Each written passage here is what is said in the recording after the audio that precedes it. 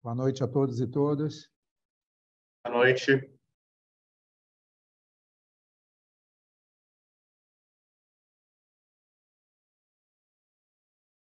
Acho que o pessoal já está aí. Vamos lá, então. Agora que já estamos todos por aqui, vamos dar início à aula aberta, ESG e Madeira Engenheirada, com Bruno Schnellhardt, arquiteto brasileiro que trabalhou em Berlim, agora está radicado e trabalhando em São Paulo. Em seguida, ele vai fazer uma breve apresentação dele. Meu nome é Marcelo Bezerra, eu sou professor na PUC, no Departamento de Arquitetura e Urbanismo, e coordeno cursos de educação continuada na PUC, na área de arquitetura. E alguns avisos rápidos da PUC: essa reunião está sendo gravada e ela será disponibilizada nas redes sociais da PUC e terá direito à declaração de participação um inscrito que tiver com a sua inscrição confirmada no evento, e as instruções vão ser passadas de que forma, quais são os componentes para que a inscrição seja configurada aqui de presença.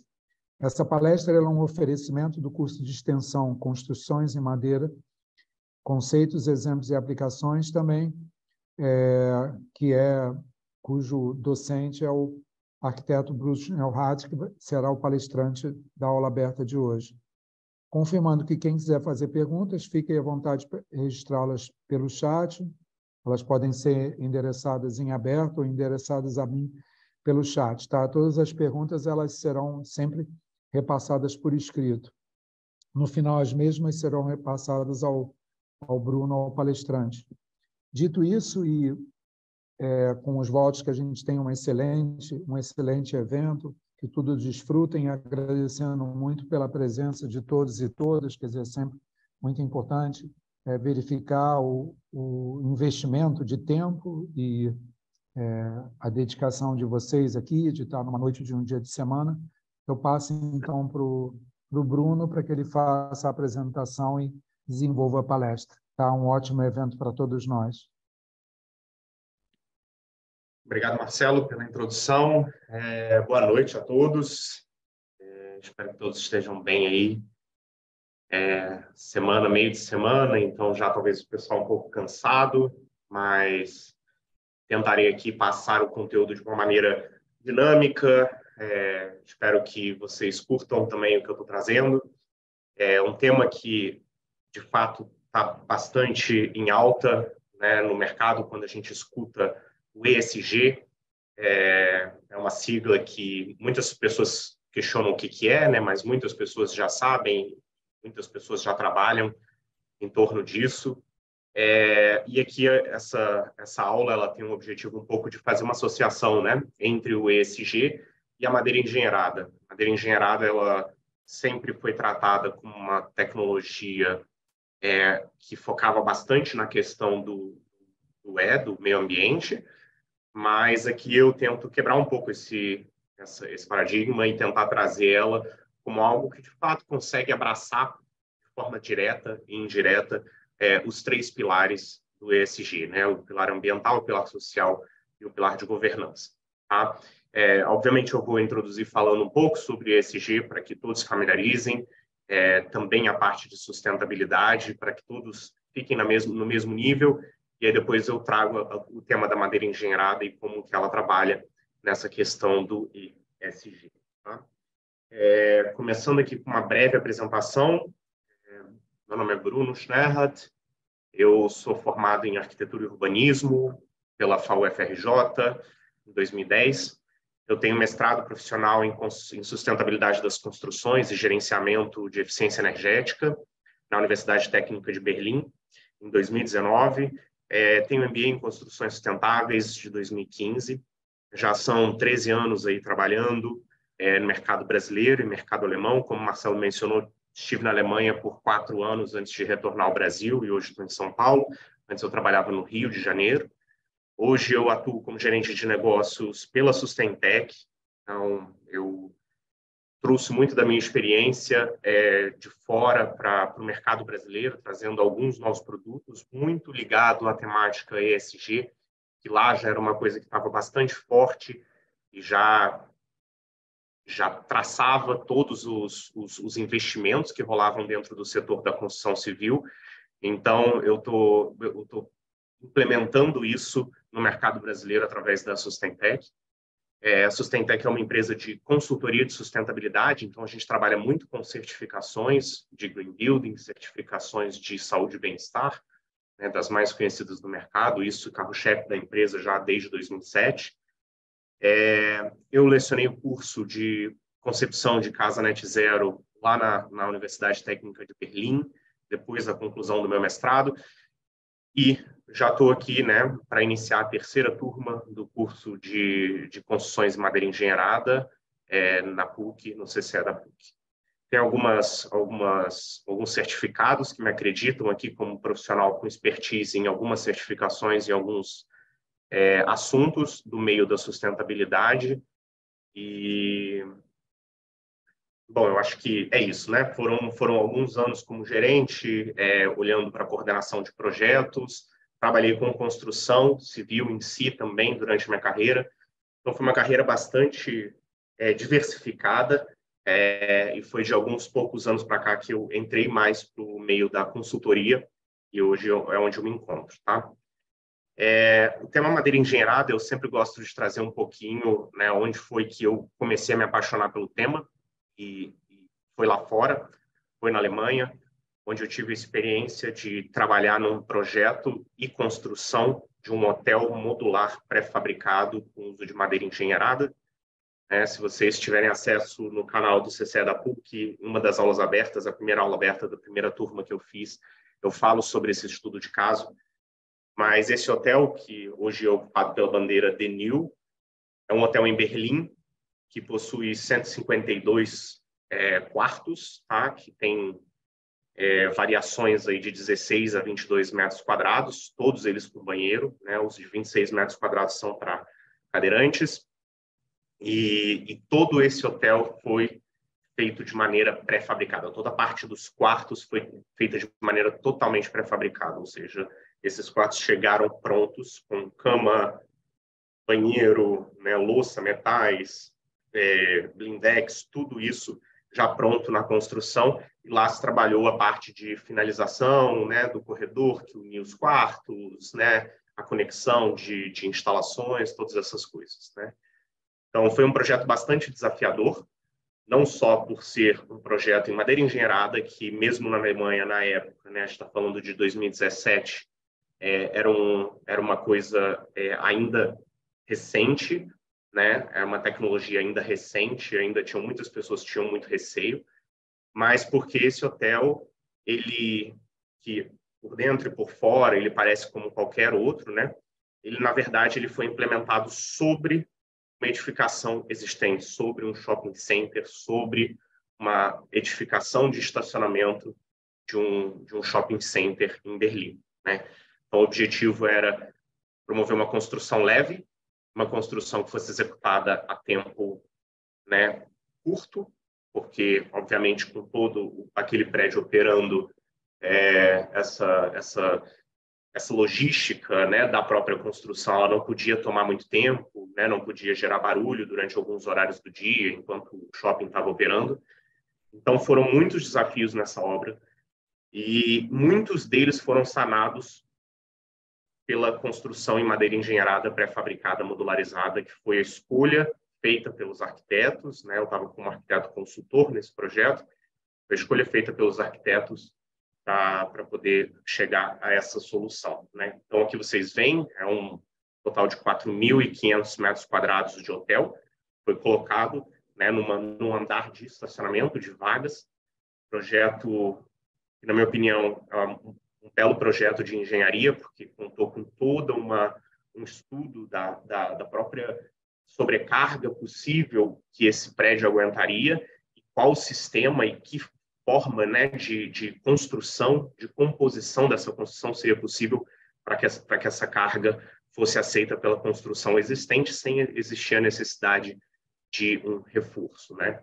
Então, foi nesse projeto que eu comecei a me interessar muito pelo tema. Foi durante este projeto que eu escrevi minha dissertação de mestrado lá fora, que foi sobre o tema de construções em madeira engenheirada, e a partir de então eu comecei a me especializar pelo tema, olhando muito para a parte de materiais da construção, né? O impacto que esses materiais têm. Né? E a gente sabe que são muitos quando a gente olha uma construção, né? Isso já era uma coisa que, para mim, era muito evidente desde quando eu me formei, que eu trabalhava com construção civil e eu entrava naquelas obras e eu via aquele desperdício de materiais, aquele desperdício de blocos, uma parede que as pessoas subiam em tijolo cerâmico e depois decidiam abrir a porta, quebravam e aquele restante de tijolo era desperdiçado. Quantidade de resíduos, tudo isso me incomodava muito, né? E eu comecei a ver na madeira engenheirada uma solução muito sustentável, que fazia muito sentido para o futuro do nosso setor, né, da construção civil. Acredito aqui que a maioria dos que estão aqui participando são profissionais formados ou em formação, né, no setor da construção civil, engenheiros, arquitetos e tudo mais. Então, eu acho que eu falo por todos aqui quando eu digo que nós sabemos do impacto que nós criamos, né, o impacto de extração de materiais, de processamento de materiais, de transporte desses materiais, de execução de resíduos da construção civil. Não é à toa que a gente tem que trabalhar com plano de gerenciamento de resíduos sólidos da construção civil, né? Não é à toa que a gente tem que destinar os resíduos da forma adequada nas nossas construções para, de fato, reduzir o impacto da construção civil, né? E aí eu trago outro tema, que é o tema, né, que vamos colocar aqui em paralelo, que é o tema do ESG, né? O ESG, eu sempre coloco assim que nada mais é o ESG do que a sustentabilidade em si, né? Eu vou depois apresentar em alguns slides e vocês vão entender o porquê disso, né? Mas eu sempre falo que sustentabilidade ela é uma ação de equilíbrio, né? Você tem que buscar o equilíbrio entre as diversas partes que compõem o nosso ecossistema, né? As nossas necessidades, né? O ser humano tem necessidade de desenvolvimento, por isso que a palavra desenvolvimento sustentável foi a primeira que se originou lá na Convenção de Brundtland, porque a gente está em constante desenvolvimento e a gente precisa cada vez mais de soluções novas para atender às nossas demandas, né? A gente poderia falar, não, beleza, vamos fazer um processo de retroceder, né, ao que a gente era há 50, 100 anos atrás, mas a gente sabe que isso não vai atender às nossas necessidades atuais. Então, o que a gente tem que entender é que a palavra-chave é desenvolvimento sustentável, a expressão-chave é desenvolvimento sustentável, que a gente está em constante necessidade por desenvolvimento. O que a gente tem que fazer é buscar isso de uma maneira equilibrada, equilibrada com o meio ambiente, equilibrada com as comunidades, equilibrada de maneira financeira, entre outras questões, né? Aqui eu trago um jogo de imagens que são imagens que sempre refletem a questão da sustentabilidade, né? Quando a gente fala de preservação de recursos hídricos, quando a gente fala de fauna, flora ou biodiversidade, quando a gente fala de recircularidade de materiais, né? Cradle to cradle, né? Berço ao berço, etc. Quando a gente fala de eletrificação de frotas, ou seja, trazer veículos elétricos, patinete elétrico, ou soluções de last mile, de logística, né, que a gente use frotas elétricas para poder fazer isso e que essas possam ser reabastecidas com energias renováveis, que é outro tema aqui no canto. A gente fala da sustentabilidade financeira, a gente olha para aquela coisa que ela tem que fazer sentido financeiramente, senão ela também não é sustentável, quando a gente fala de resíduos. Mas eu gosto aqui de colocar que, assim, as pessoas elas estão sempre no centro disso, porque a demanda é delas, no final elas são as maiores responsáveis por, de fato, conseguir aplicar aquilo, e são as pessoas que, de fato, vão conseguir usufruir disso ao longo do tempo, né? Então, eu coloco aqui as pessoas como centro de tudo isso, né? Desse equilíbrio que se busca na sustentabilidade. Indo especificamente para a sigla do ESG, né? Vem de Environment, Social and Governance, que basicamente é meio ambiente, parte social e a parte de governança. Governança que entenda-se como gestão, né? na verdade, essa sigla ela veio de uma modificação quase que forçada do que antes se conhecia como triple bottom line, né? O pilar, o tripé da sustentabilidade, que era o tripé social, o tripé ambiental e o tripé econômico. Você vê, existe esse paralelismo do lado, a gente tem aqui o social, continua social, o ambiental continua como ambiental, e o econômico que passou a ser essa parte olhando para a governança, mas que o intuito no final continua sendo os 3 P's, de People, Planet, Profit, que são pessoas, planeta e lucro, né? Então, o ESG, ele vem regindo aí toda a questão dos investimentos, e todas as empresas estão levando em consideração, né, as premissas ESG para buscar investimentos, ou então para investir em projetos tal com essa questão ESG. Por isso, muitos entendem o ESG como, digamos assim, o business case da sustentabilidade, porque foi a forma de você vincular isso na questão financeira, né? E muito disso veio porque eles começaram a ver que com as mudanças climáticas, por exemplo, somente com o aumento do nível dos mares, a gente estaria comprometendo trilhões de dólares em ativos físicos em regiões litorâneas no planeta, né? Então, grandes fundos, né, principalmente impulsionados pelos fundos imobiliários, começaram a olhar muito para essa questão de meio ambiente, né, essa questão ambiental. Então, eles trouxeram essa nova temática do ESG, né? Aqui eu trago uma passagem aqui de um texto da NOAA, que inclusive é uma empresa muito interessante que faz construções em madeira engenheirada, e já está aí com 3 projetos em desenvolvimento em São Paulo, onde eles falam que desde que grandes setores de capital decidiram colocar o ESG no centro das suas decisões de investimento, transformações importantes têm ocorrido no mundo dos negócios. Essa sigla tão falada no momento refere-se a conjunto de práticas de responsabilidade social, ambiental e de governança. Como vemos, ESG vem se tornando condição para acessar investimentos, diminuir riscos nas operações e garantir perenidade às empresas. O relatório da PwC mostra que 77% dos investidores institucionais pesquisados planejam interromper a compra de produtos não ESG em um intervalo de até 2 anos. No Brasil, esse movimento também é visível. Uma prova disso é o Índice de Sustentabilidade Empresarial, criado pela Bolsa de Valores AB3, para ranquear as ações de maior liquidez no ano, considerando o padrão ESG. Ou seja, a gente vê um shift muito forte do mercado financeiro olhando para essa questão do ESG, né? E isso eu sinto no dia a dia no meu trabalho, né? Eu trabalhando com sustentabilidade, eu trabalhando com a parte da construção civil, a sustentabilidade na construção civil, a temática ESG ela vem ganhando muita força.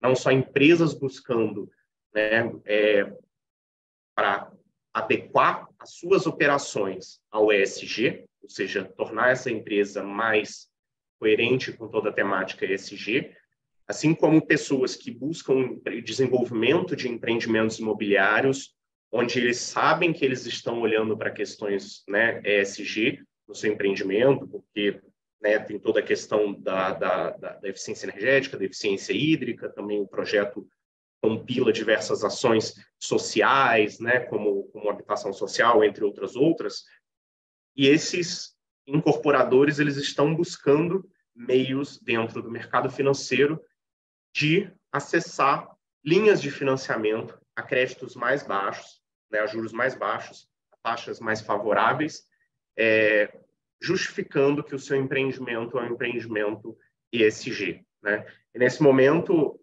nós da Sustentec, nós atuamos basicamente dando o suporte, dando uma opinião de segunda parte, como empresa especializada, mostrando quanto que aquele empreendimento de fato atende às temáticas ESG, ou quanto que ele pode ainda aprimorar essa questão das temáticas ESG, para que eles possam lá atrás de fundos de investimento, ou então de bancos, e buscar linhas de crédito mais favoráveis, né?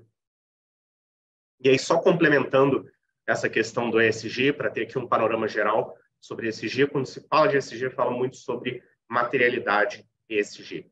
Né? E o que é materialidade ESG? Materialidade ESG nada mais é do que aqueles fatores que são relevantes para o core business da empresa dentro do ESG. né? Ou seja, uma empresa, aqui tem um exemplo, né? A pegada de carbono, a emissão de CO2 de um banco não é tão relevante quanto a pegada de carbono de uma petroleira siderúrgica. Ou seja, para uma petroleira ou siderúrgica, a questão carbono é uma questão altamente material. Para o banco, a questão carbono já não é tão material. Já não é tão material, por exemplo, quanto os funcionários, quanto a parte social, né, quanto o seu grupo de empregados. Então, fazer esse trabalho de analisar a materialidade de cada uma das empresas é importante para que você defina quais são as ações necessárias para se adequar dentro do ESG, né? Quando a gente fala de construção civil, que é o tema aqui, né, que a gente traz hoje, né, a gente sabe que a construção civil ela tem um impacto enorme na parte de carbono, e eu vou mostrar isso aqui mais para frente. Então, essa temática é, sim, uma temática muito forte, uma temática muito material do ESG no setor da construção civil, mas a parte social também. Não só pela quantidade de pessoas que a construção civil emprega, mas também por todo o impacto que um novo empreendimento gera no seu entorno, na comunidade onde ele está inserido, né? Então, a gente tem que olhar com cuidado para esses fatores materiais e entender que para um projeto ser ESG de fato, um projeto da construção imobiliária ser ESG de fato, ele precisa olhar para essa questão do impacto, né? E aqui eu já faço um link com aquele projeto que eu falei, que foi onde eu me apaixonei pela madeira engenheirada, que é o projeto do New Height, né, do Hotel New Height, Berlim. O objetivo lá era impactar o menos possível a comunidade, né, não só daquela edificação, não só do shopping center em si, mas a comunidade do entorno.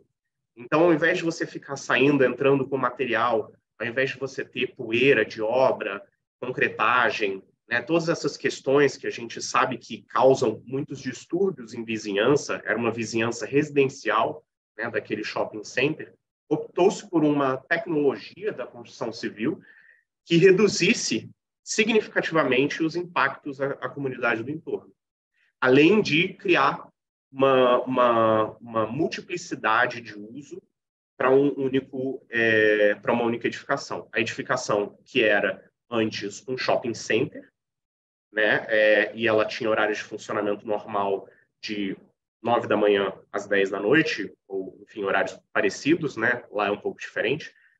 Ela passa a ser uma edificação que opera 24 horas por dia. Então, você tem diversos benefícios sociais atrelados a isso, né? Não só para os comerciantes, né? Para os restaurantes no entorno, que vão poder atender aquelas pessoas que estão no hotel, você traz um público diferenciado, né? Mas também, aí olhando para uma questão até mais acadêmica, né? De segurança, você ter pessoas que estão em um prédio que está ativado durante o dia todo e que pessoas de fato olham a rua das janelas, dá uma sensação de segurança. Então tem toda uma questão social, além do distúrbio da própria construção civil, mas essa questão durante a operação, né, no funcionamento de uma edificação que agora não é somente mais uma edificação comercial, mas é uma edificação comercial e hoteleira, né? Então, é uma edificação que opera mais horas, né? Aí, indo um pouquinho para a história assim, da sustentabilidade, isso daqui eu vou passar um pouco rápido, mas só para trazer para vocês, né, que nada disso é assunto novo, né? O ESG pode ser uma sigla nova, mas nada disso que se vem falando, que se vem batendo, né, nos relatórios do IPCC, nas conferências da ONU, nas conferências do clima e tal, nada disso é novo.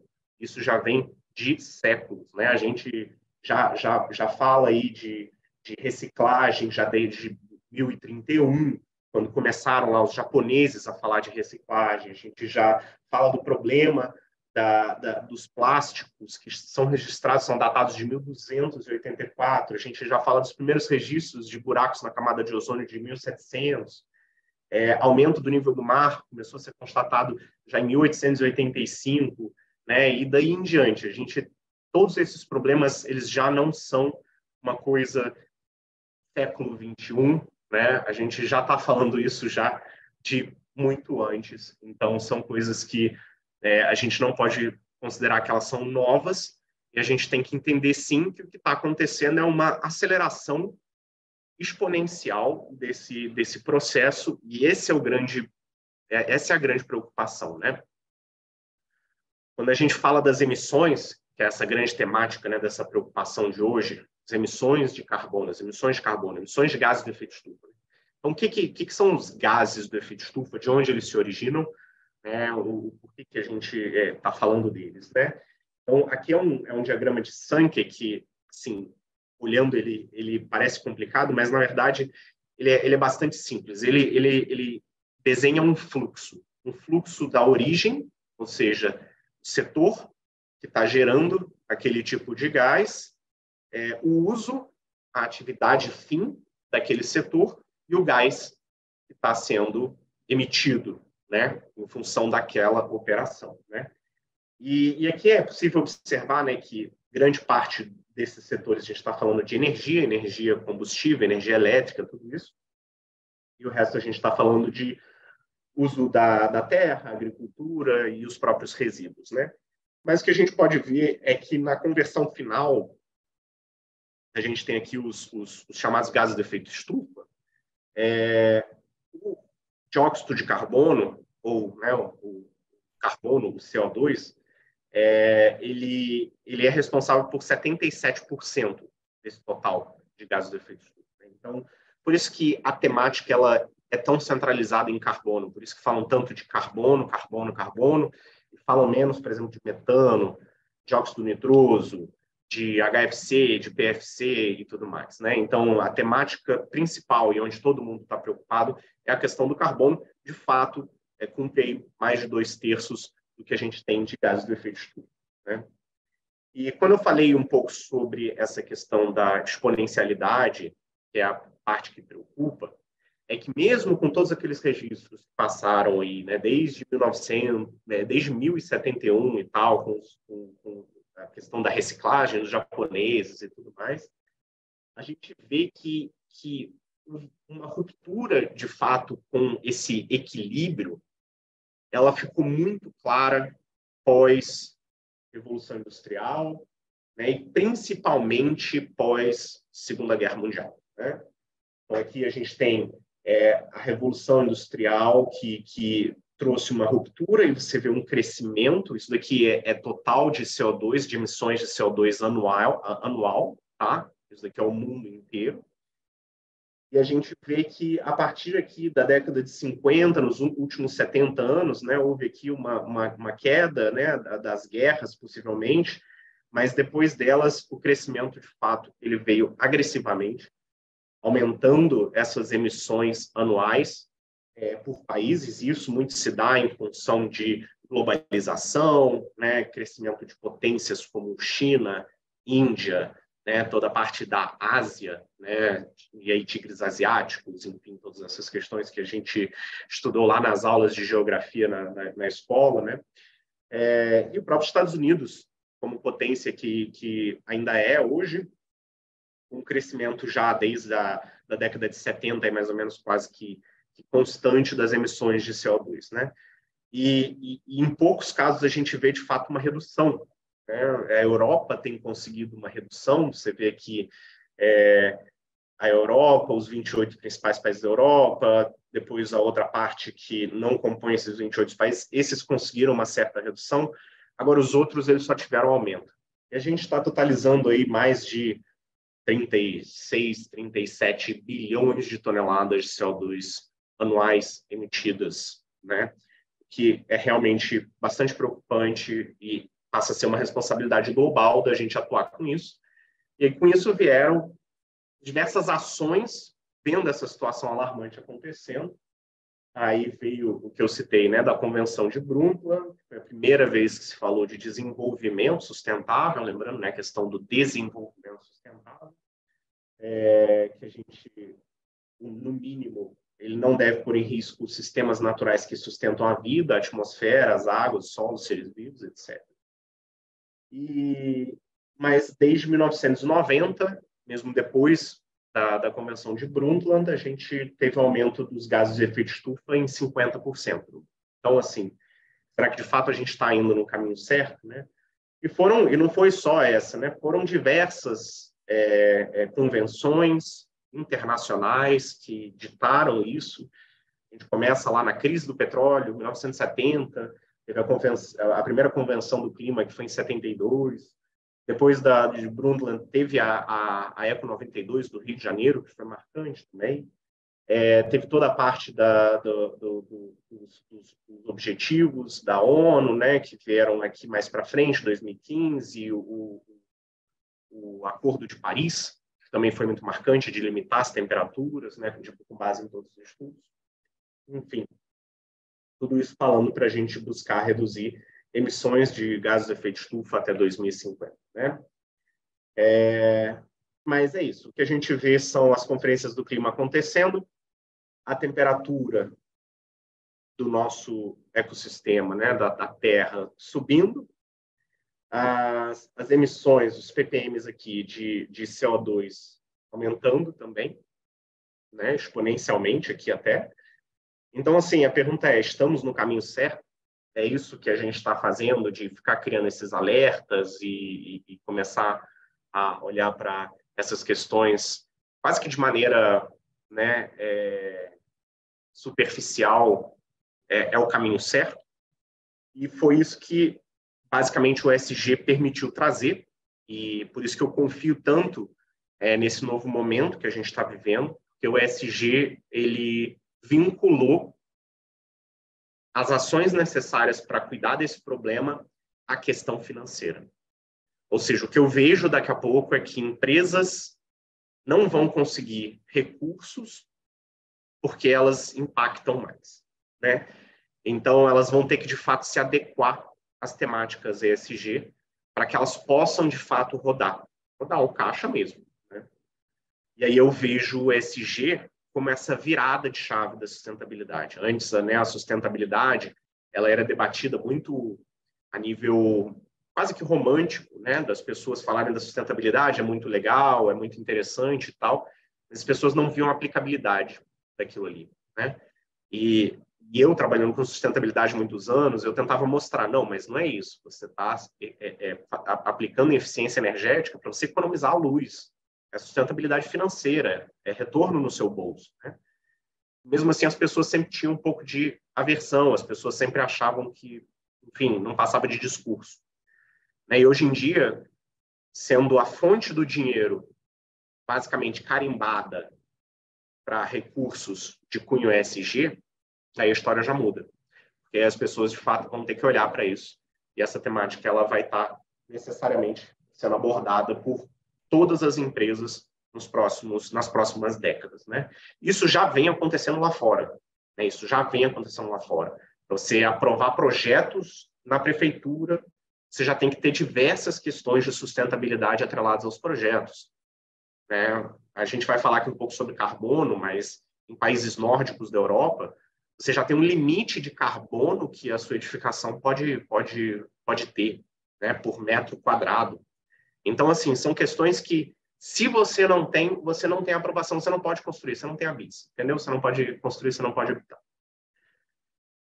Então, indo um pouquinho aqui para o cenário, né, que a gente... E aí, onde eu falo que a gente tem um pouco de esperança, né? Eu acho que as coisas, elas vão começar a se movimentar para o lado bom, né? A gente tem aqui um total de 4,5 milhões de hectares devastados no mundo em 2010, e passado uma década, a gente tem, por exemplo, a Europa, a Oceania e a Ásia com saldo positivo de 1,9 milhões de hectares de reflorestamento, né? O que dá uma esperança. Quando a gente olha para esse outro gráfico aqui, que fala sobre o ganho líquido, né, dos países em relação a plantio, a gente vê que a gente ainda está bastante atrasado, aqui a América do Sul, né, mas a gente está num caminho positivo, a gente está reduzindo, né? Estados Unidos basicamente zerando, Estados Unidos, Canadá, América do Norte, né? África, infelizmente, ainda está lá tudo, né, mal, mas assim, olhando para a Austrália, né, a parte de Oceania, já estão com um crescimento positivo, China, ainda crescimento positivo, ou seja, eles estão reflorestando mais do que eles estão devastando, né? E aí, fazendo só um paralelo com a madeira engenheirada, né, que a madeira engenheirada ela é um material renovável da construção civil. Por que a gente fala renovável? Porque ela vem da madeira, né? E essa madeira de reflorestamento, né? O pinos, o eucalipto, etc. Essa madeira tem um crescimento rápido, e você fazendo o cultivo da forma adequada, você tira a madeira e você planta novas no mesmo lugar, e ali você vai utilizando aquela madeira para a construção. O que faz todo sentido. Existe uma questão que os biólogos colocam, que a árvore, enquanto ela está no processo de crescimento, ela absorve mais CO2 do que uma árvore já adulta, né? Então, isso é importante para a gente entender que não é tão ruim assim, em áreas de reflorestamento, a gente está cortando as árvores para produzir material da construção civil e plantando novas. Tá? Eu, de forma alguma, sou a favor de desmatar, por exemplo, floresta nativa. Floresta nativa ela tem que estar preservada, ela tem uma função essencial no nosso ecossistema, todos os serviços ambientais que ela promove, fluxo hidrológico, biodiversidade de fauna, de flora, todas essas questões, não só a questão do carbono, não só a questão das emissões, ela tem total o seu valor. Eu acho não só que ela tem que ser preservada, mas as pessoas que a preservam, eles deveriam ser adequadamente remunerados. Então, inclusive, existe uma PL que está sendo passada no Congresso, falando exatamente sobre essa questão, que trata da remuneração, né, da floresta, da mata em pé como ativo financeiro. E a gente tem que entender isso, e tem que entender o potencial que o Brasil tem de comercializar isso com o mundo. Porque é isso, muitas empresas estão olhando dentro das temáticas ESG para compensação do impacto, neutralização das emissões que elas têm. E o Brasil é uma fonte que pode ofertar muito dessas tonelagens de CO2 que essas empresas precisam para poder neutralizar essas emissões. O que a gente precisa fazer é criar um mercado regulado dentro do país e começar, de fato, a explorar isso como recurso financeiro que é floresta em pé. Tá? Eu vou mostrar aqui um vídeo só para fazer um resumo geral sobre a sustentabilidade, porque eu não sei se é um tópico que todo mundo está familiar aqui, mas é bem curto, só vou colocar aqui para traduzir.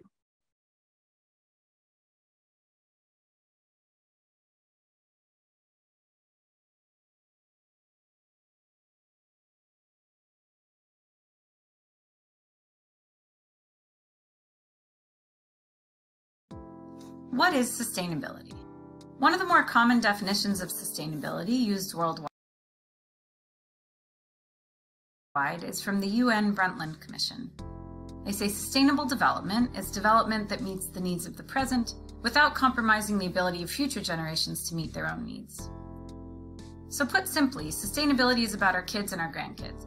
How do we live today so that they can thrive and future generations can also have a good life? Our planet has many resources that we depend on for food, for housing, and many of those resources can replenish. You can cut down a tree and grow new trees. You can catch fish and there will be more fish. But that only works if you do it at a rate that these systems can replenish. We call that the replacement rate. You could think of it as a bathtub, and you're draining the bathtub and filling the bathtub at the same rate. And if you do that, then the level of the water should be able to stay stable. We call that equilibrium. It's not that you're not using any resources, you are, but you're doing it at a rate that the systems are able to stay somewhat steady. Right now, and over the past few decades, what we're seeing is that we are consuming resources much faster than the replacement rate. And the result of that, draining the bathtub faster than filling it, is that those levels are going down. We're seeing fisheries disappearing and other ocean life. We're seeing forests disappearing. Of course, everyone is familiar with the impacts of climate change and, other impacts of this level of consumption, plastics in the ocean, all of these problems. So ultimately, sustainability is about understanding how all of this is connected, understanding that when you make a decision to buy a smartphone, you are impacting someone's life on the other side of the planet who's involved in mining the materials to put in that smartphone. So sustainability is about systems thinking. One of the other big frameworks that we use to talk about sustainability is the 3 E's. In business, we call that the triple bottom line. Some people call it the 3 legs of the stool. And that's environment, economy, and equity. And it's not just about understanding that we need to manage all of those. It's understanding how they're connected. So if you only look at short-term economic profit, then you're not going to end up with a thriving economy in the long term.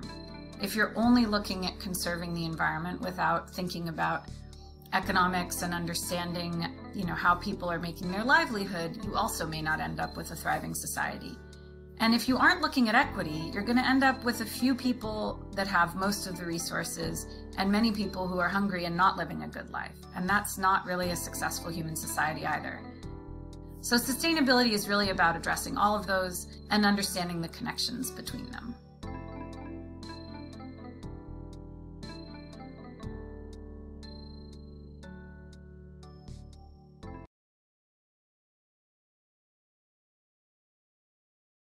Bom, esse foi um videozinho curto. Eu acho que resume um pouco dessa primeira parte que a gente falou, né, sobre sustentabilidade, ESG.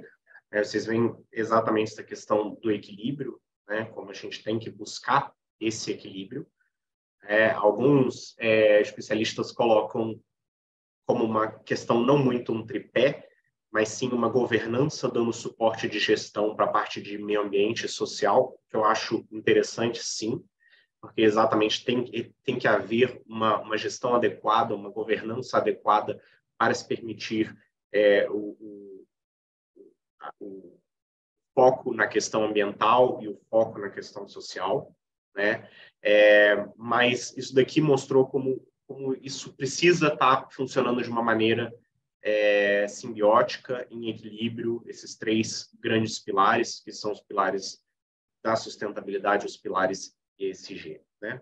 Então, voltando lá para as questões dos Objetivos de Desenvolvimento Sustentável, promovidos pela ONU, são 17 deles. Essas imagens aqui vocês também estão carecas de ver, né? Já viram provavelmente em muitos noticiários, em muitos informativos, muitas mídias, mas o que eu queria trazer é que a madeira engenheirada aqui, da forma como eu vou pontuar aqui nos próximos slides, ela atende aqui boa parte deles, né? Não chega a ser metade, mas ela atende aqui a parte de good health and well-being, ela atende aqui a parte de trabalho decente, a parte de crescimento econômico, de inovação da indústria, de infraestrutura, toda a parte de combate ao problema climático, da vida na Terra, né, por ser um material renovável de fonte natural, material biótico, né, a parte de cidades sustentáveis, comunidades sustentáveis, e a parte da circularidade, né, no consumo responsável dos recursos, que isso a gente tem que entender que não é só produto que a gente consome no dia a dia, mas também produto que a gente utiliza, né, como componente da construção civil. Então, assim, falando um pouquinho dos impactos do setor, para a gente ver, né, como que, de fato, é essa realidade da construção civil.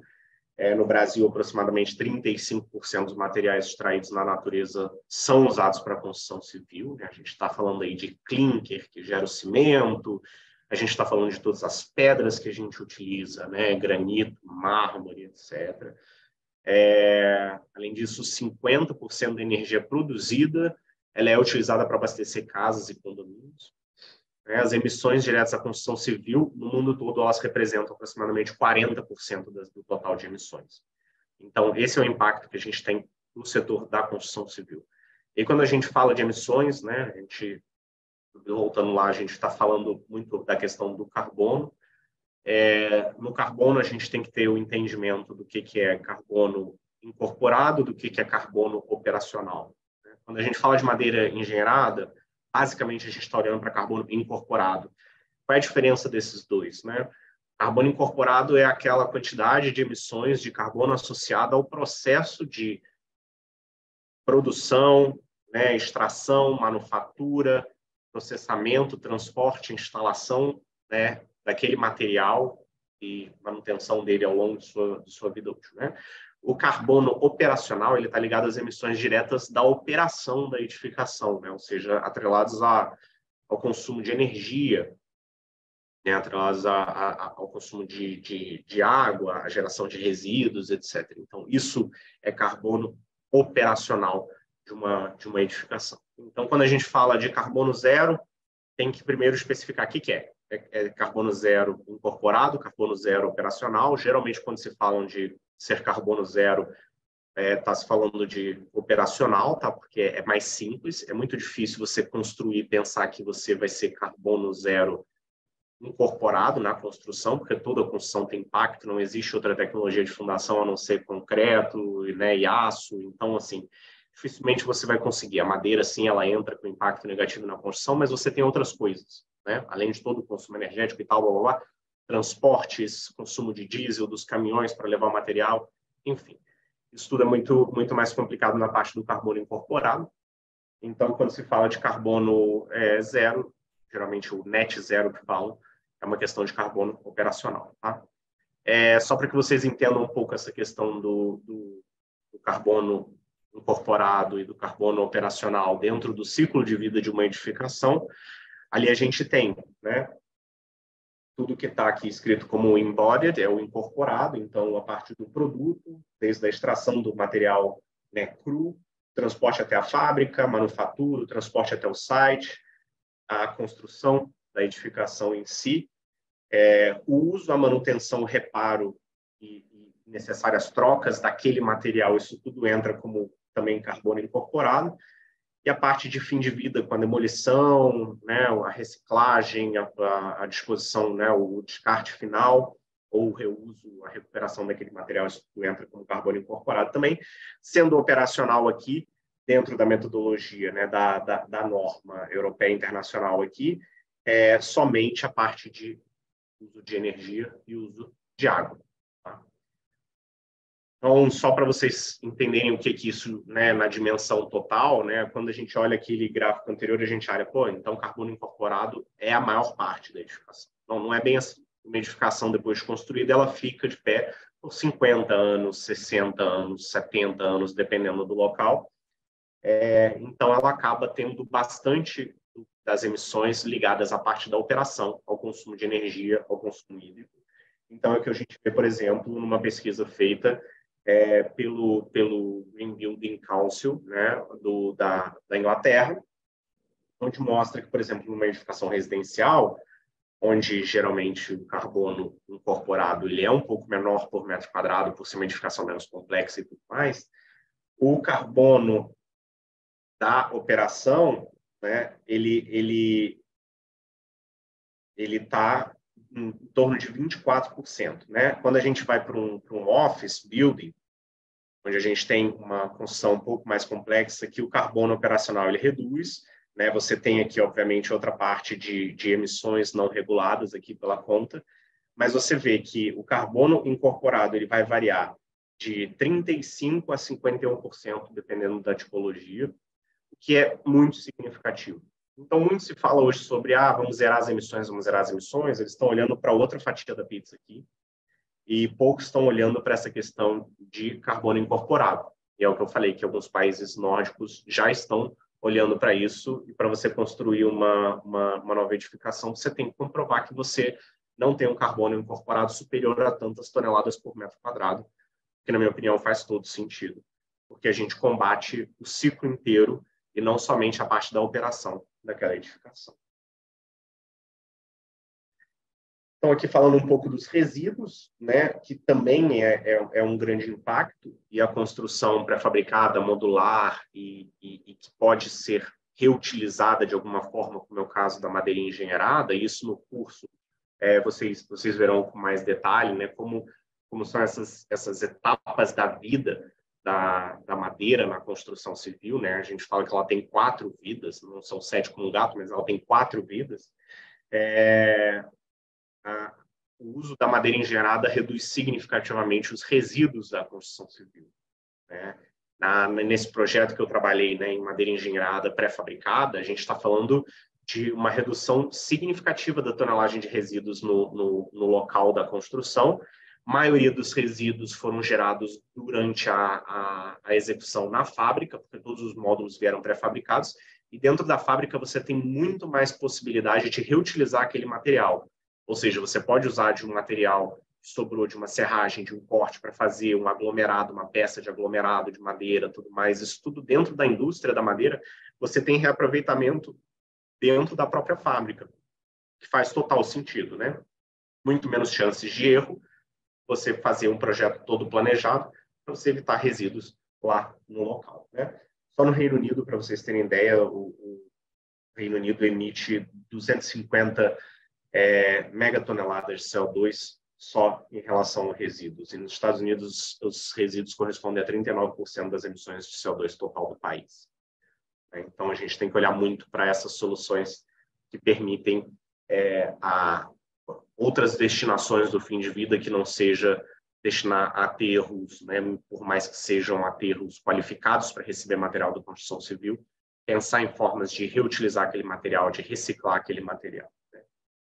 E a madeira, em madeira engenheirada, ela surge como uma alternativa sustentável e ESG. Aqui é que eu coloco essa questão de ESG, né, porque em muitos lugares vocês vão ler fontes que, né, colocam que a madeira ela atende muito bem ao pilar E do ESG, e realmente, né, é um dos pontos mais fortes da construção de madeira engenheirada, mas aqui eu trago porque que ela aborda, mesmo que de maneira indireta também, os pilares S e o pilar G. Né?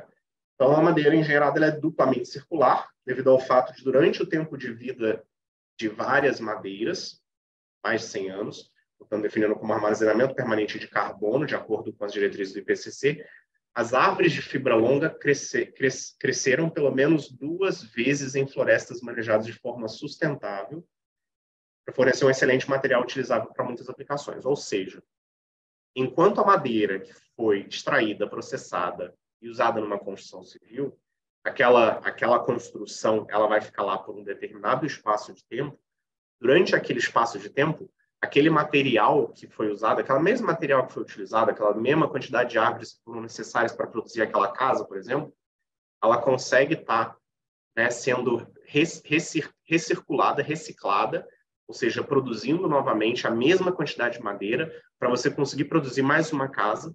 Isso acontece várias vezes durante o ciclo de vida daquela sua casa. Diferente de materiais finitos, como é o caso de, né, todos esses que a gente extrai, clinker para fazer o cimento, tudo isso que a gente extrai a parte de pedras, de granitos, né, de mármores, essas coisas, tudo isso são fontes finitas, eles não se renovam. A renovação é extremamente lenta e acontece ao longo de milênios, né, como é o caso de decantações e tal, e processos geológicos de fato. Né? Então, a diferença é a madeira ela tem essa renovação muito rápida e acontece diversas vezes enquanto uma construção está de pé. Faz todo sentido. Inclusive, durante o curso, eu mostro um gráfico disso, que é bastante interessante, mostrando como que a gente faz o cálculo ali de toneladas de CO2 que são evitados só pelo fato dessa renovação enquanto as casas estão sendo construídas dentro de um mesmo hectare de terra. Então, como a madeira pode contribuir, né, o Royal Society estima que as florestas possam contribuir com a redução de emissões globais em 18 gigatoneladas de CO2 por ano, e que a promoção da madeira engenheirada na construção pode representar pelo menos 6% do total a ser reduzido até 2100, mostrando que a madeira ela é, sim, um material em potencial para ajudar a combater as mudanças climáticas. E aí eu entro nos pilares em si. Aí depois disso, depois de apresentar a questão da madeira nos 3 pilares, aí a gente abre aqui para responder as perguntas, se vocês falarem aqui o que vocês quiserem, tá? Mas, enfim, o pilar que é mais óbvio na construção de madeira engenheirada, que eu acho que muitas pessoas já fazem essa associação direta, é o pilar ambiental, né, o pilar de meio ambiente. A madeira ela é um material que tem emissões negativas. Eu sempre coloco aqui esse gráfico, né, a pirâmide de materiais, que é um trabalho desenvolvido na Dinamarca, que mostra, por exemplo, o impacto de CO2 por metro cúbico de materiais, e vê-se que na base da pirâmide, onde estão aqueles materiais que menos emitem, e que, na verdade, emitem negativamente, ou seja, são positivos em carbono, são todos eles de madeira, de alguma forma, né? Seja de fibra de madeira, seja lã de madeira, né, que infelizmente a gente não tem no Brasil, seja alguns painéis, aglomerado compensado, os próprios materiais da construção civil, o CLT, né, o MLC, o MLCC e tal. Então, eles estão todos na base da pirâmide. E a gente vai subindo para os materiais que mais impactam, porque, obviamente, eles demandam uma alta quantidade de energia para serem processados, para serem produzidos, né, desde a sua extração até o seu processamento. A gente vê que o topo deles é o alumínio, né? Então, ali quando a gente fala de esquadrias de alumínio, tem que saber, é o pior que tem, né, de materiais. Obviamente, ele tem um peso muito baixo e tal, metro cúbico de alumínio dá para você fazer muita coisa, mas ele tem um impacto extremamente alto, né? Então, as emissões de CO2, elas são um dos pontos fortes da madeira engenheirada, e contribuem muito para reduzir o impacto geral da construção, né, da sua construção. Outro ponto é a recircularidade. A madeira ela tem um potencial de ser um material que atende muito bem as estratégias R da economia circular.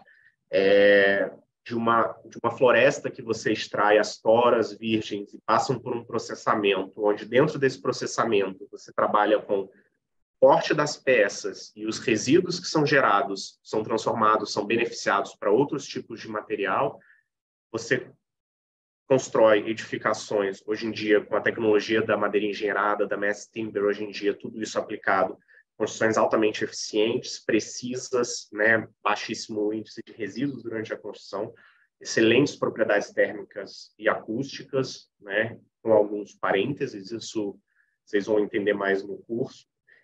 E é um material que depois promove o reuso, a sua reciclagem, são aquelas vidas da madeira que eu falei, né, para a criação de novos produtos, sejam mobiliários, sejam edificações menos nobres, etc. E, por fim, depois de passar pelos novos usos, essa madeira ainda pode ser usada para queima, para geração de energia limpa. Não sei se vocês conhecem a solução, por exemplo, de aquecimento de água, que já tem no Brasil, que algumas empresas já estão disponibilizando no mercado, e alguns condomínios residenciais já têm, mas é a utilização de equipamentos de queima de pellets. Pellets são pequenos pitocos de madeira, né, que são feitos com uma prensa, porque eles são resíduos, né, de trituração da própria madeira, e tem um altíssimo poder calorífico. E é uma queima bastante sustentável, né, toda controlada dentro de uma câmara, toda fechada e tal, com controle da fumaça e dos gases que são exalados por esse equipamento. E isso é utilizado para fazer aquecimento de água. Então, por exemplo, não sei se vocês conhecem São Paulo, se alguns de vocês são de São Paulo, mas o Holiday Inn, o hotel que fica ali do lado do Sambódromo de São Paulo, ele é um hotel que todos os quartos eles são abastecidos, água quente, por um sistema de pellet, né? Então, isso já está acontecendo com empreendimentos de grande porte, já totalmente viável. Isso já vem de longa data lá fora, bastante usado, né? E, obviamente, com qualquer queima, existe uma questão, né, de emissão. Então, essa emissão, depois, ela consegue ser absorvida por aquelas florestas que estão crescendo naquele replantio que foi feito onde aquelas madeiras foram extraídas. Então, assim, você fecha o ciclo, né, da madeira. Então, dessa forma, a madeira atende muito bem a questão da recircularidade dos materiais. Indo para a parte social, aí eu começo na questão da extração, né, que é onde inicia-se o processo ali da madeira, né? E eu coloco aqui uma passagem que é bem interessante, embora possa parecer contraintuitivo cortar árvores para alcançar sustentabilidade, a América do Norte produz madeira suficiente para construir um prédio de 7 andares a cada 20 minutos. E todas as empresas madeireiras de boa reputação só obtêm material de florestas gerenciadas de forma sustentável, nas quais são plantadas mais árvores do que colhidas, né? Então, isso, obviamente, tem um peso de meio ambiente, um peso ambiental muito forte, mas eu acho que é importante trazer essa questão, né, da demanda do mercado por um produto que de fato está sendo visto como um produto de alta qualidade e que demanda que os fornecedores eles eles olhem para a cadeia de produção daquele material e que olhem de uma maneira sustentável, de fato. Que a mão de obra que está fazendo aquela extração, que as pessoas que estão trabalhando lá no campo, né, fazendo corte, processamento dessas toras, eles estejam trabalhando da forma correta.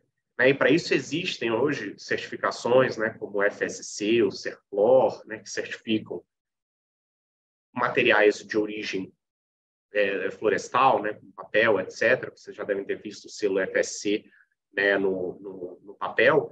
E muitas empresas que estão construindo com madeira engenheirada estão exigindo isso também. Né? E isso é porque o FSC ele garante que não só está sendo feito um manejo ambientalmente correto, mas todas as questões sociais atreladas a eles também estão sendo cumpridas. Então, sempre que vocês puderem dar preferência por utilizar materiais que tenham FSC, façam isso. E aí vocês estão garantindo a sustentabilidade da cadeia produtiva. Vocês estão olhando para questões que não só são de cunho ambiental, mas são de cunho social também, nessa cadeia produtiva. Tá? Outra questão aqui, né, o GBC coloca, eu acho muito interessante, que o GBC Brasil, um novo projeto de construção também influencia parte da comunidade ao seu redor, impactando muitas vezes sua rotina e sua comodidade. Assim, investir em ferramentas tecnológicas que aumentem a eficiência do setor ajuda a diminuir o tempo de execução dos processos por meio de padronização e automatização das operações e minimiza os impactos sociais e riscos de acidentes através de um controle maior de obras em tempo real. Né? E aí, fazendo um paralelo com algo que eu falei, né, do impacto da construção lá daquele hotel que eu trabalhei em Berlim, como que isso não pode ser visto como uma função social também, como um benefício social. Né? Como que isso está atrelado ao ESG? Você trabalhar com um processo automatizado, um processo que trabalha com pré-fabricação, primeiro que você reduz riscos de acidente de trabalho, né? Você garante, porque o processo vai estar sendo feito na fábrica, então tem um maior controle, né, de todas as questões de EPI que as pessoas vão estar usando, né, sendo uma fábrica correta, e é isso, né? O material ele vem para substituir aquela construção convencional, artesanal, que a gente sabe que o pedreiro está ali de chinelo, virando o concreto e assentando os blocos, né? A gente está falando de uma construção com mão de obra qualificada, que vai ter que se qualificar. Isso é um ganho social também, né? Óbvio que a maior parte das pessoas vão estar trabalhando na execução em fábrica, mas em ambiente controlado e próprio para isso, com toda a segurança, etc. E alguns menos vão estar trabalhando na parte da montagem daquilo em loco. Né? Então, aí a gente tem que, obviamente, colocar numa balança, mas fato é que o impacto para a comunidade ao redor daquela nova construção, porque toda construção gera impacto, o uso de materiais pré-fabricados como o mass timber, ele favorece a agilidade da construção, né? O distúrbio, o trânsito, né? A poluição sonora, a poluição ambiental mesmo, de você ter caminhões circulando e jogando restos da terra para fora, quando não tem um lava-roda, todas essas questões. Isso tudo é meio parcialmente sanado por uma construção que trabalha com pré-fabricação, reduzindo os impactos na comunidade como um todo. Né?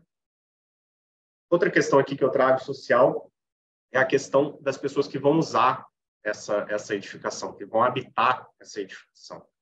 Né? E aí a questão do bem-estar e conforto, estudos mostram que quanto maior o percentual de madeira exposta dentro de um ambiente, melhor é a sua habilidade para se concentrar, né, que é essa linha rosa, melhora a habilidade para pensar, aprender, né, melhora o seu humor no geral, que são essas outras linhas. Então, vocês veem que todas as linhas, elas só aumentam. Né?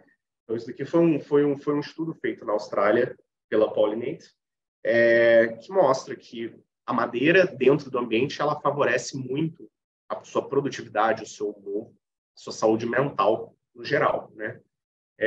Isso daqui é um outro estudo também que mostra os ambientes de trabalho. Um ambiente bastante monocromático contra um ambiente que tem bastantes elementos de madeira. Né? Como é que você tem a questão da satisfação seu ambiente de trabalho, como é que aumenta de 47% para 81%, como é que você tem a satisfação com a sua vida de trabalho, né, de 56% para 81%, os seus níveis de estresse, que vão de 42% para 65%, como você diminui eles de 42% para 65%, produtividade aumenta e não cai, né? Então, é isso, a alta qualidade da execução, atrelada à precisão e redução dos resíduos gerados com a construção, permitem que a madeira engenheirada surja como uma tecnologia que atende uma demanda socioambiental. As questões relacionadas à biofilia dos materiais da construção, trazendo benefícios nos quesitos de saúde e bem-estar, contribuem ainda mais para a disseminação desse produto. É isso, a biofilia, que a gente já sabe de muitos benefícios, né? Quando a gente fala de plantas, isso fica muito claro, as pessoas falam, a planta ajuda a purificar o ar, tudo mais, não sei o quê, mas uma coisa que às vezes as pessoas não conseguem atentar é quanto que esses materiais impactam na saúde mental, quanto que essas coisas, as cores, né, as texturas, as referências à natureza, o fato de você ter uma janela no seu escritório que você possa olhar para a natureza, que você possa olhar para o verde, quanto isso afeta o seu humor, a sua produtividade, né? E usando a madeira engenheirada, você tem diversas soluções, desde deixar, por exemplo, um painel de MLC, de MLCC exposto, né, como uma parede toda em madeira, que fica muito lindo, e no curso a gente vai mostrar alguns exemplos disso também, ou então uma laje exposta dessa maneira, etc. Como você colocar elementos que, de fato, tenham a madeira e que cumpram essa função de integrar a biofilia ao seu espaço. E aí, só para fechar a parte social, aí de uma forma indireta, mas que ao mesmo tempo foi possível por conta da tecnologia em madeira engenheirada, é um case de sucesso que é a Tec Verde, né? Quando a gente fala de residência, a gente fala de lado social, a gente obviamente pensa diretamente em programa como Minha Casa Minha Vida. A Tec Verde, ela conseguiu, através de uma tecnologia de madeira engenheirada, com wood frame, né, um sistema construtivo de madeira engenheirada, viabilizar projeto Minha Casa Minha Vida, ou seja, para a população de baixa renda, até, sei lá, R$ 1.600 a família, alguma coisa assim. E, assim, fazendo isso de uma maneira rápida, eficiente, com baixíssimos resíduos, né, e construindo com qualidade. Cumprindo com o NBR 15575, de desempenho de edificações, etc. E tudo isso a madeira permite, né? Então, acho que isso aqui é um case de sucesso para mostrar, não é uma coisa social da madeira engenheirada, mas de certa forma, foi algo que foi possibilitado também com o uso da tecnologia da madeira engenheirada. Indo para a parte de governança, eu acho que a gente engloba tudo que a gente falou muito sobre automação, sobre essa construção pré-fabricada, modular, né, sobre toda essa tecnologia aplicada. Hoje em dia a gente tem muita tecnologia aplicada à construção civil, essa revolução industrial, né, essa quarta revolução industrial, Revolução Industrial 4.0, onde a gente entra com muito dessa parte da digitalização, né? E a madeira ela se encaixa muito bem nisso. Hoje em dia já existem fábricas na Europa que estão executando painéis em madeira engenheirada, né, paredes em madeira engenheirada, de maneira totalmente robotizada, né? E isso só é possível com toda essa tecnologia aplicada, né? E toda essa tecnologia ela só ajuda na parte de governança. Isso são formas de você ter a governança, né? Essa pré-fabricação, essa pré-fabricação e essa precisão da madeira engenheirada, ela permite essas obras limpas, né? Ela permite reduzir os custos, o tempo de construção, né? Isso não deixa de ser ferramentas de gestão, de governança, né? Quanto que a gente não se preocupa, né, durante uma construção, como é que vai ser o cronograma, os custos vão aumentar, tal, tudo isso que acontece. E você pensando numa construção pré-fabricada, modularizada, que não sei o que lá, você reduz tais tipos de riscos, né? Então, eles, aqui só para concluir, né, que os estudos do Reino Unido mostraram que estruturas modulares de madeira off-site eles podem economizar 50% do carbono incorporado e 35% da energia incorporada quando comparados ao métodos tradicionais. A construção oferece outros benefícios, com a redução do desperdício, menores custos, programas de instalação mais curtos, o que significa que esses materiais são cada vez mais predominantes, né? Todos esses itens que eu acabei de citar são itens que são buscados dentro do pilar de governança de um empreendimento, né? Também coloco aqui que uma pesquisa da Deloitte aponta que 80% das empresas de construção civil investem parte da sua receita líquida em tecnologia, levando em consideração que a estratégia digital otimiza todas as etapas da gestão de ativos. Implementar soluções que auxiliem na governança dos projetos podem trazer maior segurança, redução de custos, aumento da eficiência e produtividade do processo construtivo. Com o controle mais assertivo dos contratos, licenças, operações, custos, transparência de dados, é possível reduzir os desperdícios, os impactos sociais e promover mais consistência em relação ao fluxo de informações em tempo real. E aí, só para fechar, como que a madeira contribui também para importantes ferramentas de governança ESG, que são as certificações de sustentabilidade e de saúde e bem-estar, né, que eu trouxe aqui algumas das principais delas. A madeira, ela vai contribuir em diversos quesitos. Aí você pode entrar desde a certificação de saúde e bem-estar, com a inclusão da biofilia, ela vai contribuir na certificação de sustentabilidade, como um LEED, com a questão do carbono incorporado aos materiais, questão de carbono incorporado aos materiais, que é muito importante, por exemplo, para a certificação EDGE, que tem 3 pilares: energia, água e energia incorporada aos materiais. Então, ela possibilita muito a pontuação de alguns dos critérios das principais certificações, né? Eu coloco aqui que um dos pontos que é mais importante dentro do ESG é possibilitar o reporting, né? Ou seja, o monitoramento, reportar os resultados da construção, né? E as certificações de sustentabilidade, elas são uma forma de você fazer isso, de você mostrar como sua edificação está performando comparado a um baseline, né? Então, eu tenho tantos % a menos de energia que eu estou consumindo, eu tenho isso, isso e isso, que é um diferencial na minha edificação. Então, não deixam de ser ferramentas de reporte ESG, que é uma das coisas cruciais dentro dessa temática, tá? Com isso, eu finalizo a apresentação, agradeço a todos pela atenção, desculpa se fui um pouco prolixo em algumas coisas, tentei passar aqui brevemente pelas questões, e sobrar aqui um tempinho para a gente poder responder algumas perguntas. Perfeito, Bruno. A gente já tem aqui algumas perguntas, e, pessoal, como a gente está aqui um pouco adiantado no horário, fiquem à vontade aí para mais alguma consulta, mas eu tenho aqui já 5 perguntas que eu acho que vão dar um panorama aí do que, quer dizer, já vão permitir aí o Bruno estender um pouquinho mais alguns comentários. A Gisele, ela pergunta quais os maiores desafios, na sua visão, para a implementação do sistema de madeira engenheirado no Brasil? Então, Gisele, eu trago isso bastante no curso, né? Eu acho que a gente tem primeiro um problema de mentalidade que tem que mudar um pouco, né? A questão da industrialização no setor da construção civil.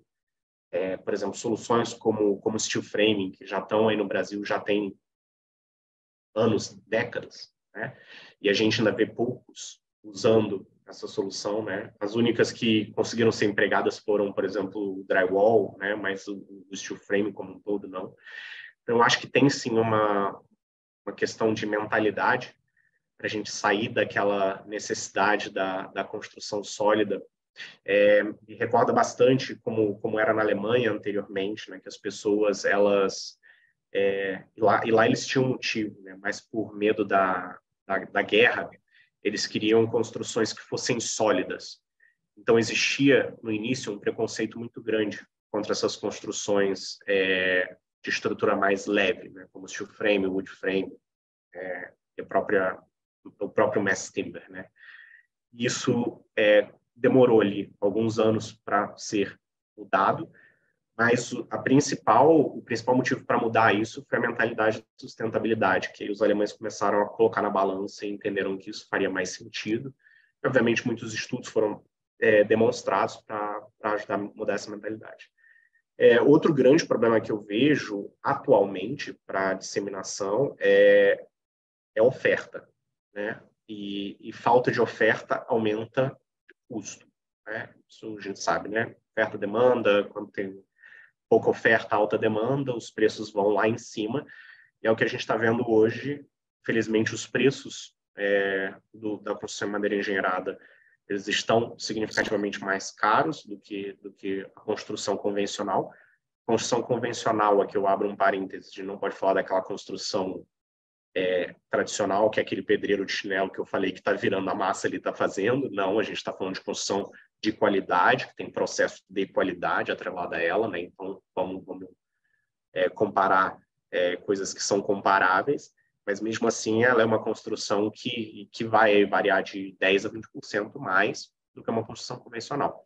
Então, assim, isso se dá muito por conta da falta de oferta, né? As empresas que fabricam esses materiais hoje, elas estão com filas, né? Às vezes você precisa esperar 7 meses para entrar na fila de produção do seu material, né? Então, isso tudo acaba sendo um problema. E outra coisa que está se deparando hoje é problema com montadores, né? Tem poucos montadores. Existe a empresa que fabrica as peças pré-fabricadas, etc. Mas existe a empresa que faz a montagem daquilo em loco, né? E hoje a gente está lidando com pouca oferta também de mão de obra de montadores. Então, isso também limita muito o custo, aumenta os prazos, que não é nenhum dos objetivos da construção em madeira engenheirada, porque a construção em madeira engenheirada, o objetivo dela é ser rápida, né? E ela só se proliferou, por exemplo, o sistema de wood frame só se proliferou nos Estados Unidos, porque era uma construção rápida, feita de maneira rápida, né? Muitas pessoas conseguiam fazer, era uma simples montagem de peças pregadas e tudo mais, e aí você começou a desenvolver a tecnologia do wood frame já há mais de século nos Estados Unidos, né? Então, eu acho que falta, aí sim, um pouco de incentivo por trás, talvez, não só de empresas, mas até da parte governamental mesmo, da gente conseguir algum tipo de incentivo para conseguir trabalhar com materiais que promovam mais inovação, mais sustentabilidade no setor da construção civil, né? Felizmente, no Brasil, a gente não tem as regras, como eu citei lá, da Dinamarca, né? Que, por exemplo, se isso acontecesse no Brasil, isso seria automaticamente uma demanda que está se criando para você poder usar mais materiais com sustentabilidade. Mas, infelizmente, enfim, aqui o que a gente vê é que até a NBR 15575, que é obrigatória para residências, nem todas as construtoras incorporadoras elas cumprem, né? Então, essa é a realidade que a gente tem hoje no Brasil. Mas eu espero que isso mude, sim. Perfeito. O Lucas Nascimento, ele pergunta: Bruno, quais projetos brasileiros que utilizaram a madeira engenheirada como estrutura principal você recomendaria como referência de estudos? Lucas, tem alguns projetos já desenvolvidos, tá? Pessoal da ITA, pessoal da Urban, você pode olhar para os projetos deles, até a própria NOA, eles estão com 3 prédios, um ali na Avenida Paulista, bastante interessantes, né? Eu acho que tem muitos projetos, eu acho que você pode procurar pelas empresas que têm mais renome nessa parte de madeira engenheirada. Uma empresa que é montadora também, que faz umas estruturas bem interessantes, é a Timbal. Então, você olhando pelas empresas, você vai encontrar projetos bastante interessantes que foram feitos aqui no Brasil. Muitos deles projetos de pequeno porte, né? Residências, mas tem alguns projetos já de médio porte. Tem o projeto, um dos primeiros de madeira engenheirada, que foi a chocolateria Dengo, que fica, né, em São Paulo. Então, assim, tem alguns projetos. Eu buscaria pelas empresas, e aí você vai ver algumas referências, porque às vezes são umas residências de algumas pessoas físicas e tal, mas ali você vai encontrar, se você olhar por ITA, Urban, NOAH, NOAH, se você olhar pela Timbal, você vai encontrar algumas referências. Olha nas redes sociais que você já vai encontrar bastante coisa. Perfeito. Outra pergunta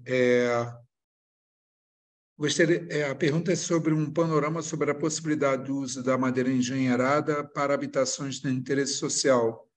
Por exemplo, se seria possível atender ao menos uma das faixas do programa Minha Casa Minha Vida. Você falou um pouquinho sobre, mas se quiser incluir mais algum dado, fique à vontade.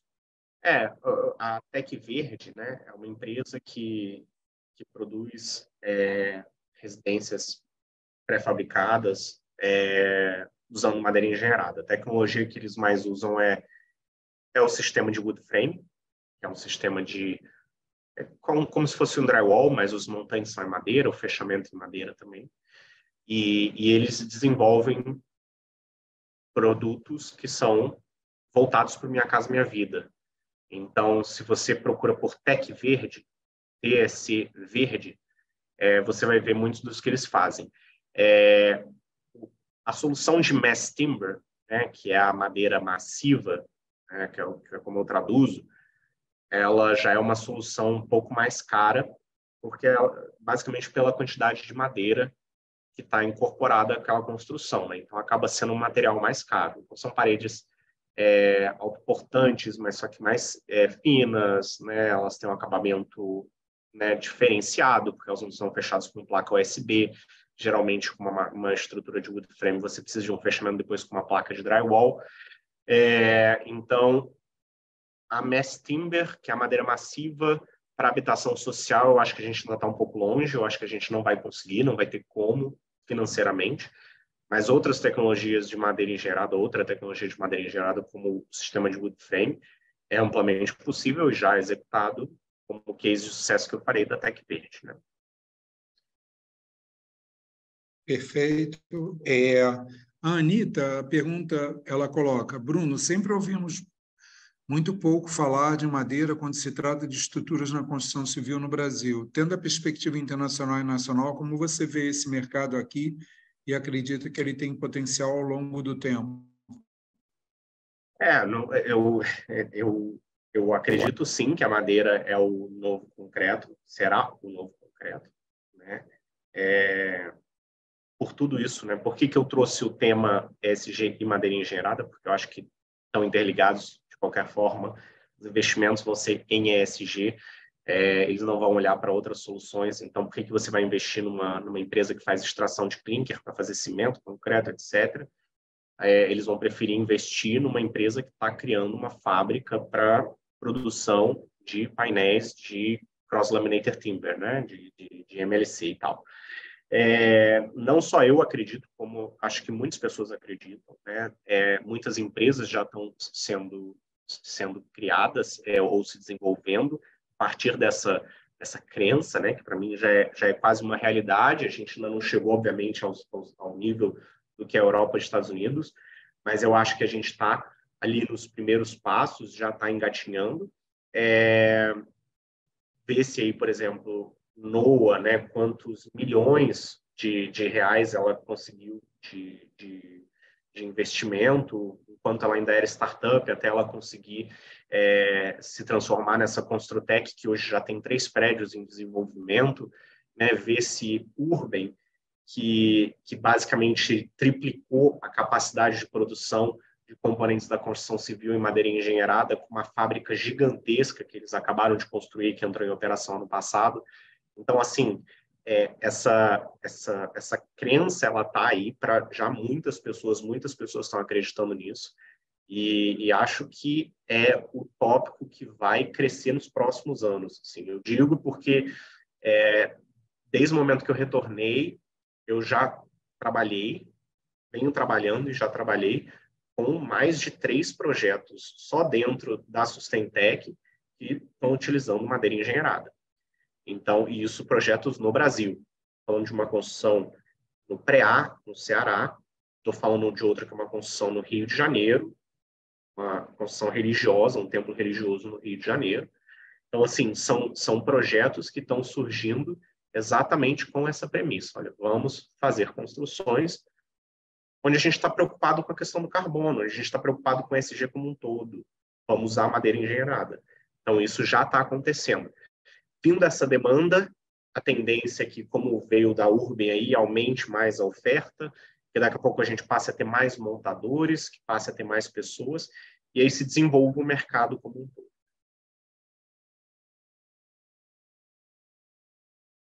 Perfeito.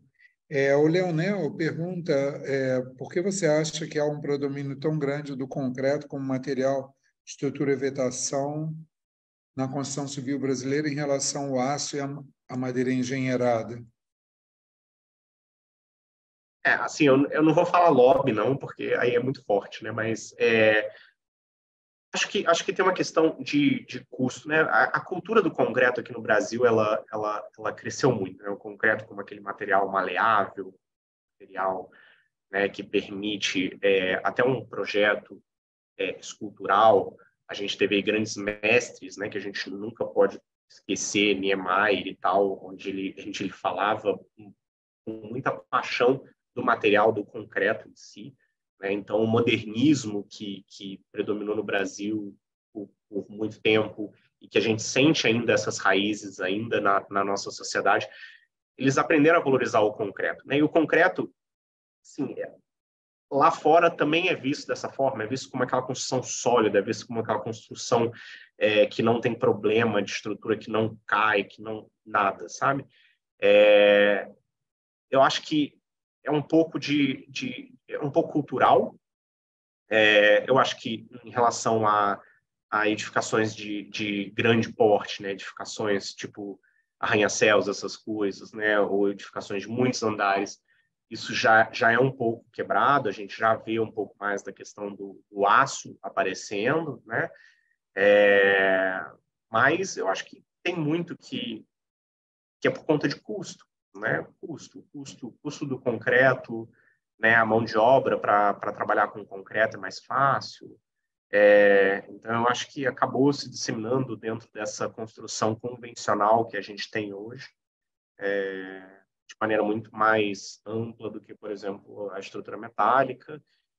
E espero que com a madeira isso consiga reverter em algum momento, né? O concreto sempre vai ser necessário, as fundações, né? A gente sabe, ou vão ser metálicas ou vão ser concreto.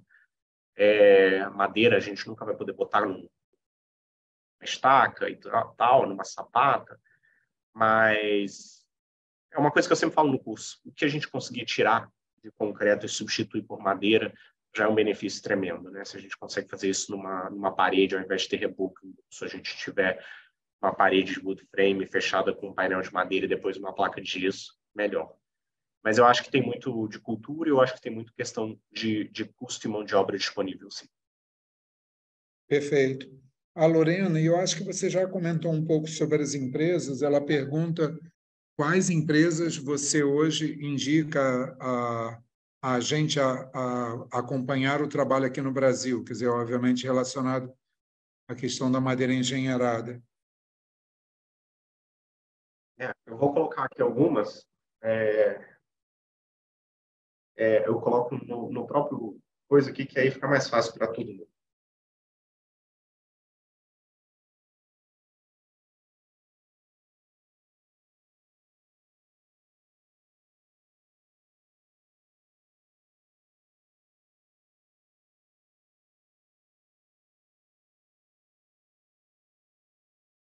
Coloquei algumas aí. Nem citou a Crossland também, mas eu acho que a Crossland mudou para Timbal, ou ainda continua como Crossland, não sei.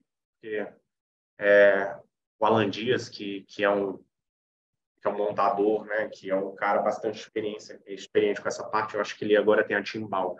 Mas eu acho que a Crossland ainda está ativa. Aqui, Crossland. Pronto, já coloquei. Está ótimo. A última pergunta, a Adriana parabeniza, a Lorena agradece. E a última pergunta, antes da gente fazer o fechamento, vem do Felipe. No seu ponto de vista, por que existe uma carência de projetos com madeira engenheirada na região norte, próximo à região amazônica? Está relacionado ao alto nível da mão de obra na produção das peças? Ele pergunta e complementa. Quer dizer, e complementa, uma vez que os locais que essas obras se concentram acabam sendo limitados pela viabilidade logística, transporte, etc. Eu falo por experiência própria, né? Assim, muito dessa obra que, por exemplo, desse projeto que eu estou participando no PREA, no Ceará, que está fazendo uso da madeira engenheirada, teve que reduzir a aplicação da madeira engenheirada no projeto por questão de custo, e esse custo muito estava atrelado ao deslocamento necessário, porque a maior parte das unidades que fabricam esses componentes, as peças da madeira engenheirada, elas são da região sudeste-sul do país. Então, o transporte para essas localidades já é um transporte que aumenta muito o custo da construção em si, né? E aí eu fico imaginando que dentro, por exemplo, do território amazônico, né, com todas as dificuldades de acesso, vamos imaginar que parte delas, parte do transporte tem que ser feito talvez por outros meios, né, barcos, balsas e tal.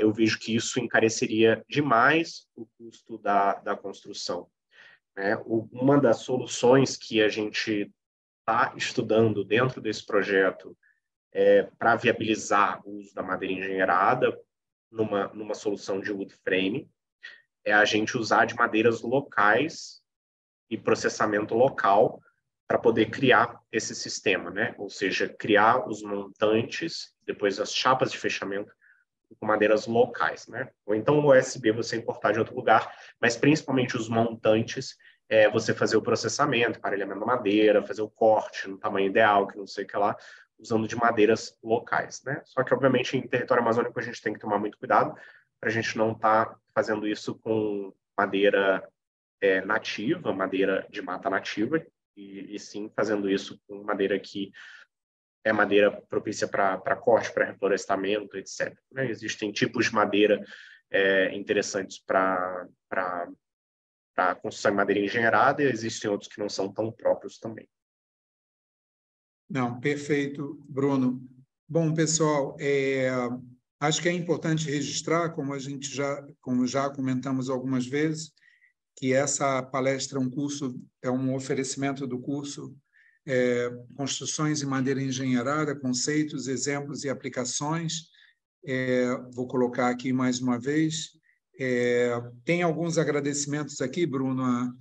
Quer dizer, a Lorena agradeceu, a Adriana comentou que, acho que a respeito da Crossland, estão fazendo um prédio em Suzano. A Tatiana parabeniza e agradece pela apresentação e comenta que é arquiteta, que deu clareza sobre o tema. O Lucas agradece. Enfim, pessoal, eu coloquei aqui mais uma vez que esse evento é um oferecimento do curso.